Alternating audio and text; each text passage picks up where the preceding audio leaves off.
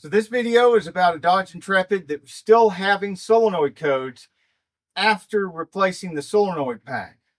So what happened was, while changing the solenoid pack, which requires taking the pan off, taking the valve body off, replace the solenoid on the valve body, this goes back up through the case, the opening in the case, where the connector can then be put on here. There's not a lot of space and you can't really see what you're doing here while working on it.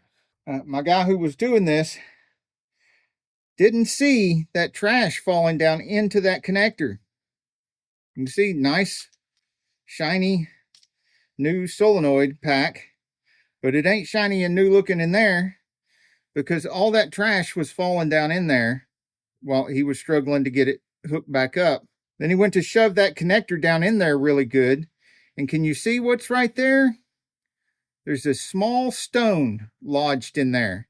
And the more he forced that connector to try to get it to go down in there, the more lodged that stone became. I don't know if I can get that stone out of there or not. We've done changed this with another solenoid pack and got the customer back on the road. If I can get that stone out of there without bending one of those pins or damaging the plastic or the pins, then I'd probably save this solenoid pack.